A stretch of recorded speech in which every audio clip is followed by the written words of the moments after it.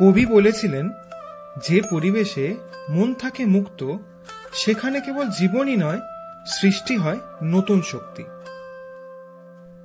একদিকে কবিগুরু রবীন্দ্রনাথ ঠাকুরের স্মৃতি আর অন্যদিকে শিক্ষার পবিত্র পরিবেশ। এই জায়গাটা যেন এক জীবন্ত শিল্পকর্ম। আজ আমরা ঘুরব, আনন্দ করব আর তোমাদেরও দেখাবো শান্তিনিকেতনের অদ্ভুত সুন্দর কিছু জায়গা। তোমরা যদি প্রকৃতি, সাহিত্য আর সংস্কৃতির মেলবন্ধন পছন্দ করো তাহলে কিন্তু এই ব্লগটা শুরু থেকে শেষ অবধি কোনো রকম স্কিপ না করেই দেখো। তাহলে চলো শান্তিনিকেতনের এই অসাধারণ জায়গাগুলো আমরা একসাথে ঘুরে দেখি।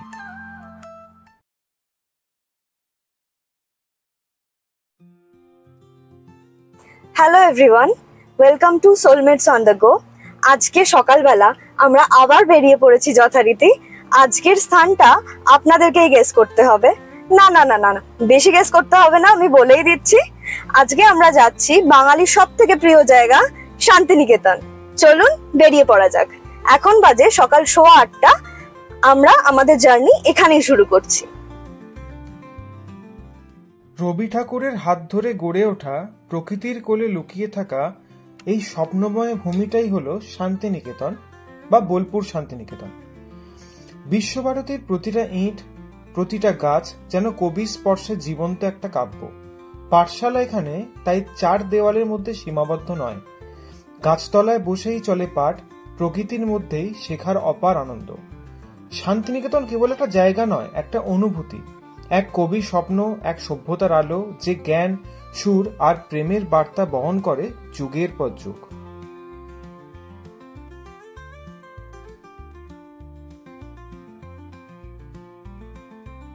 আমরা এখন চা খেতে দাঁড়িয়েছি এই শখের বসাতে। এটা বর্ধমান থেকে বোলপুর যাওয়ার সময় ওরগ্রামে কিছুটা আগে পড়ে। এখানে একটু চাটা খাই, একটু রিল্যাক্স করি, করে আমরা আবার জার্নি স্টার্ট করবো। তোমাদেরকে একটা জিনিস উইকেন্ডে কলকাতা বা কোনো শহর থেকে বেরোনোর পর এরকম একটা সুন্দর সবুজ দেখলে মনটা কেমন আনন্দে ভরে ওঠে, তাই না?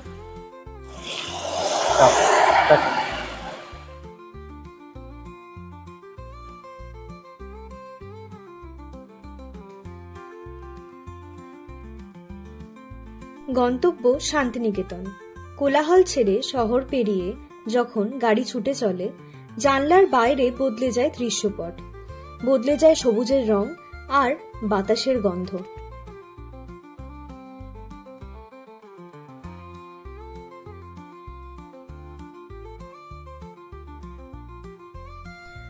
আমরা এখন বোলপুর ঢুকে গেছি।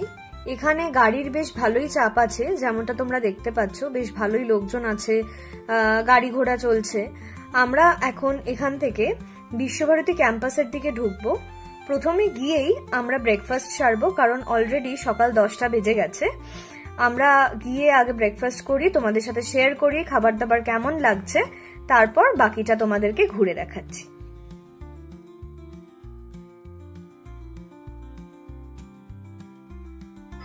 আমরা এখন চলে এসেছি ব্রেকফাস্ট করতে কাসাহারাতে।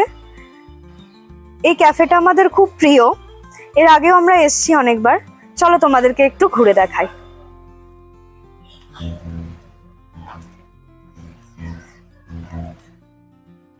এদের সিটিং অ্যারেঞ্জমেন্টটা সত্যিই খুব সুন্দর। সামনে তোমরা দেখতে পাচ্ছ এদের যে হোটেল কাম হোমস্টে, কাসাহারার নিজস্ব রয়েছে। একজন বাঙালি দম্পতি এটা রান করেন। বাঁ দিকে আমরা ক্যাফে সেকশনটাতে ঢুকছি। বাইরে খুব সুন্দর এখানে বসার জায়গা রয়েছে। সন্ধেবেলা ক্যাম্পাসের স্টুডেন্টসরা অনেক সময় এসে এখানে আড্ডা দেয়, গান বাজনা করে, খুব সুন্দর এমবিয়েন্স থাকে। এই বাইরেটা হচ্ছে ওদের আউটডোর সিটিং, আর আমরা সোজা গেলে ওদের ইনডোর যে রেস্টুরেন্ট, এসি রেস্টুরেন্টের দিকটাতে যাচ্ছি। এখানে দোলনাও আছে। বাচ্চা নিয়ে, পরিবার নিয়ে খুব ভালো সময় ছুটি কাটানো। ব্রেকফাস্টটা আসতে বেশ অনেকটাই সময় নিয়েছে। এনাদের এখন লোকজন কম আছে এখানে, আমরা ধোসা নিয়ে নিয়েছি সবাই, এটা খেয়ে তারপর আমরা বেরোবো এখান থেকে। বিশ্বভারতী ক্যাম্পাসের পাশে এই লাল মাটির আর সবুজের সমারোহ খুবই সুন্দর লাগে দেখতে। টোটোতেই যাও আর গাড়িতেই যাও, খুবই জায়গাটা কিন্তু ভালো লাগে।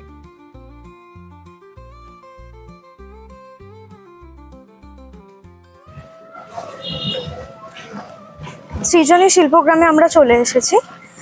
এটা গভর্নমেন্ট খুব সুন্দর একটা ইনিশিয়েটিভ নিয়ে এটা তৈরি করেছে। এখানে খুব সুন্দর সুন্দর আর্টওয়ার্ক আছে।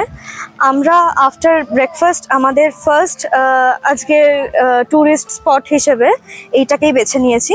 চলুন ভেতরে যাই, দেখে নেওয়া যাক কি সুন্দর জায়গাটা। তোমাদের সাথে সৃজনী শিল্পগ্রামের এন্ট্রি ফিটা শেয়ার করে নিচ্ছি।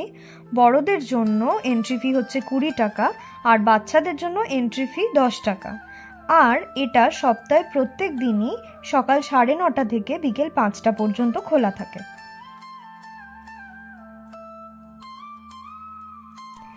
আজ ছুটির দিন দেখে আমরা মাকে আর বোনদের নিয়ে বেরিয়ে পড়েছি। একটু এখানটা ঘুরে দেখি, তারপর কাছেই বাউল সঙ্গীত হচ্ছে, সেখানটাতেও গিয়ে তোমাদেরকে দেখাচ্ছি।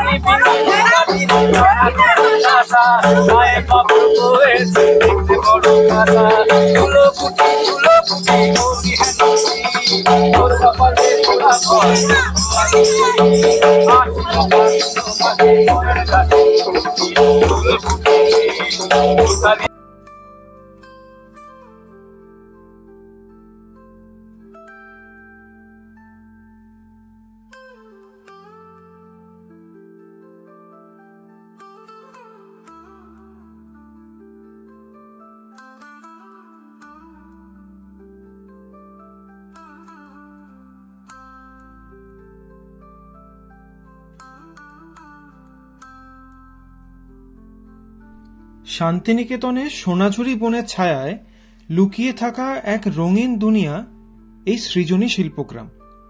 শিল্প সংস্কৃতির অপূর্ব মেলবন্ধন, যেখানে বাংলার মাটির গন্ধ মিশে আছে প্রতিটা হাতের ছোঁয়ায়।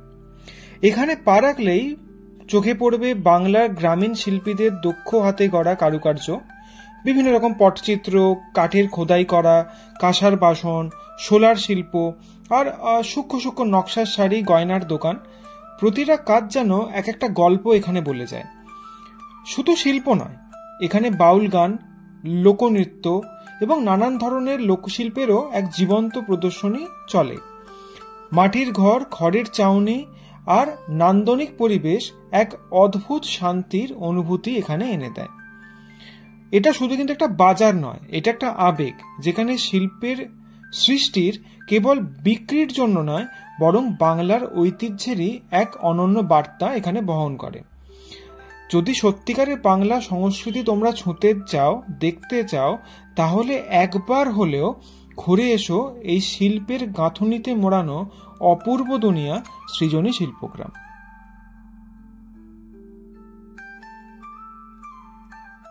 হ্যাঁ চলো।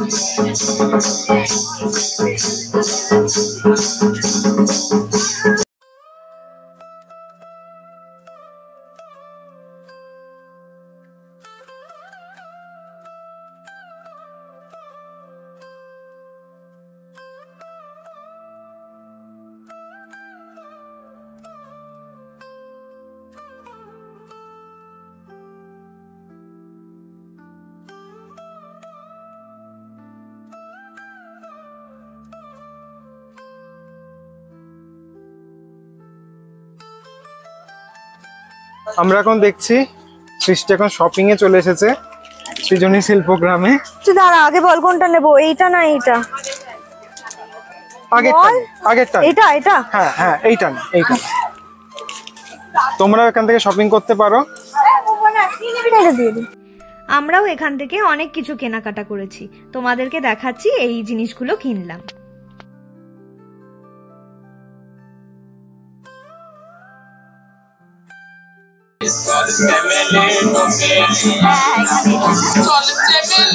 হ্যাঁ নিয়ে যাব কলকাতা।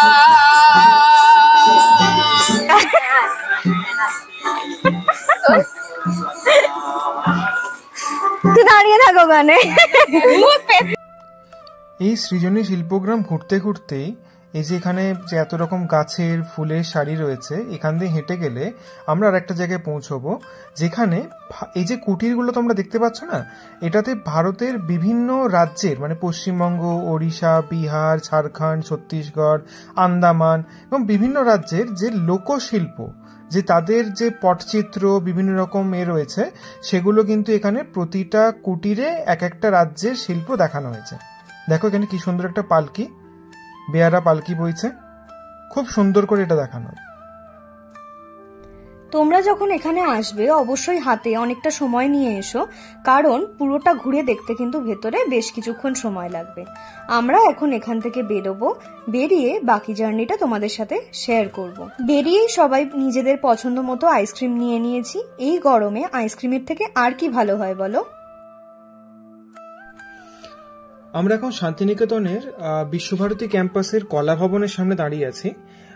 এখান থেকে আমরা আরো অনেক কিছু ঘুরে দেখব। তোমরা নিশ্চয়ই জানো যে বিশ্বভারতী ক্যাম্পাসে এখন ঢুকতে দেওয়া হয় না এবং সেখানে অনেক কিছু ছবি তোলা বা ভিডিওগ্রাফি করা যায় না, তাই অনেক কিছুই আমরা তোমাদেরকে দেখাতে পারবো না। এটা বিশ্বভারতীর মিউজিয়াম, যেখানে ভেতরে কোনো মোবাইল ফোন ক্যামেরা অ্যালাও নয়। এখানে আমরা টিকিট কেটে ঢুকবো, ঢুকে ঘুরবো, বেরিয়ে তোমাদেরকে আবার কথা বলছি। তোমাদের সাথে মিউজিয়ামের এন্ট্রি ফিটাও শেয়ার করে নিচ্ছি। জেনারেল ভিজিটার্সদের জন্য মানে সবার জন্য 50 টাকা ফেয়ার, আর যারা স্টুডেন্ট তাদের আইডি কার্ড সাথে নিয়ে আসলে 10 টাকা ফেয়ার, আর ফরেনারদের জন্য 100 টাকা। আর এটা খোলা থাকে প্রত্যেক দিন সকাল 10টা থেকে 1টা অবধি, আবার দুপুর 2টো থেকে বিকেল 5টা পর্যন্ত। বিশ্বভারতীর ক্যাম্পাসের পুরোটাই ফেন্সিং করা, তাই ভেতরে ঢোকা পসিবল নয়। এখানে আমরা ছাতিমতলায় এখন দাঁড়িয়ে আছি।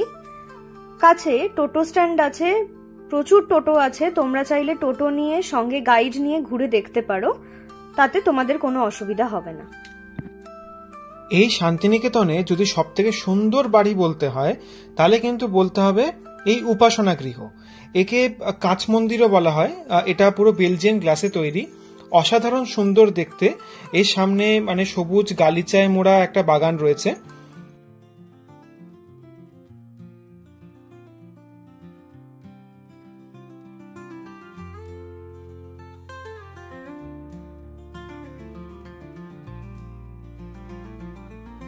আমরা এখন বিশ্বভারতী ক্যাম্পাসের দিক থেকে বেরিয়ে গেছি।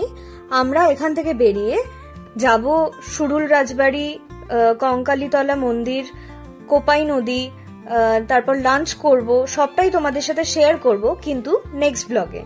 আজকের ব্লগটা আমরা এখানেই শেষ করছি। দেখা হচ্ছে তোমাদের সাথে পরের পার্ট নিয়ে। ততদিন সুস্থ থেকো, ভালো থেকো, আমাদের পাশে থেকো আর আমাদেরকে সাপোর্ট করো। লাইক, শেয়ার, সাবস্ক্রাইব করতে একদম ভুলবে না। কমেন্টে অবশ্যই জানিও তোমাদের সবার কেমন লাগছে আমাদের কন্টেন্ট। ততক্ষণের জন্য টাটা।